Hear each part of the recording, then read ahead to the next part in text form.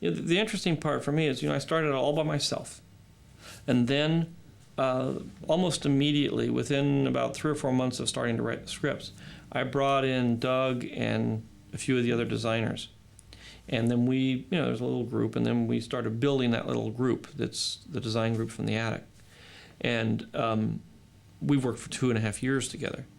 And what I've done is, over those 2.5 years, spent huge amounts of time approving, changing, and finalizing designs for things. Thousands of things.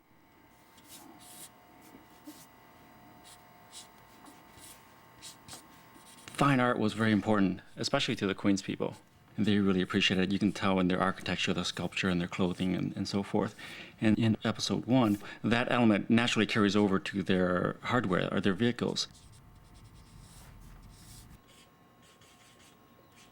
I grew up on certain types of science fiction films. I was a big science fiction fanatic as a kid. But when I saw Star Wars, I was really blown away, but I was actually kind of like, there are certain things that I didn't like about it. But the great thing was I went home and I kind of drew, my version of the X-Wing. I'd make this cockpit about 1/4 the size that it is, and I'd stick it back here. And then I'd take the engine part and I'd sort of cut this part off right here.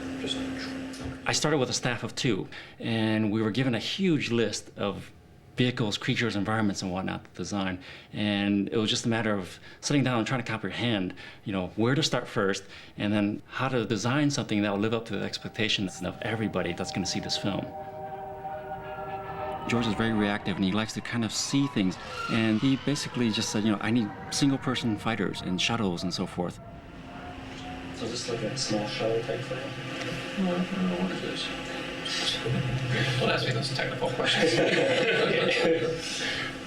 It's neat, that's all.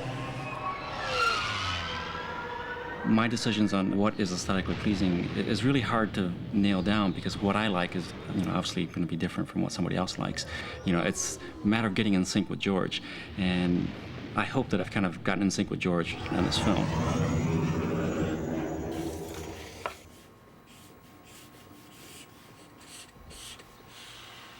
For the Starfighter, the good guys, it started out very differently, because I initially thought that the ships would be very angular, like the X-Wing, but George wanted to go more towards the handcrafted look. George would come in every Friday for our weekly meetings, and it was very difficult sometimes because we spent a lot of time and energy to, draw beautiful drawings, and we put them up on the wall. And George will dismiss these designs very quickly, and it took me a while to get used to it, because one of our first couple of meetings, I would put up a wall full of designs, and he would look at it literally after 10 seconds and say, I like this one, this one, this one. Episodes 4, 5, and 6 kind of had the industrial mentality in terms of spaceships were punched out. They were kind of like plastic materials. Things were kind of mass-produced. It kind of happened with the industrial design in the United States. We had, an era in the 20s and 30s where things were more romantic and the craftsmen were the king. But then slowly, as the Industrial Revolution took over, machinery and mass production became the norm. I'm not quite sure if this is George's take, but for me, when that pattern clicked, everything made sense in terms of designing for this film.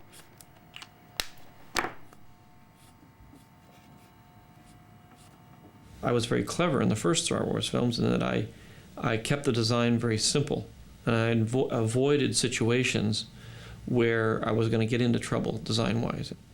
This one, I'm daring to take the chance and see what happens. I think about this constantly. I mean, it's going to the 3rd year, and there hasn't been a day or an hour where I haven't thought of something that could work.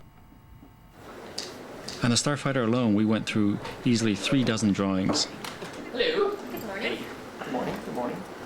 That's only one vehicle in a world populated by many vehicles, many creatures, everything. For weathering, to see if this is the right amount, too much, not enough, what your general reaction is.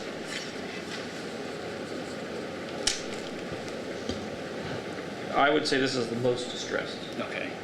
And then they can do minor, less versions of this. Okay. Now, the other thing that we haven't really addressed is like paint chips and things. Do you want to see that? Keep it pretty much the way it is. I mean, the one thing that I would tone down a little bit is this. Okay. It's getting a little too dirty. Yeah. Okay.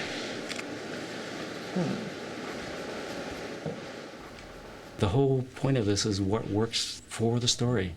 It could be the coolest thing, but if people don't know what it is or how it works in 5 seconds, it doesn't matter.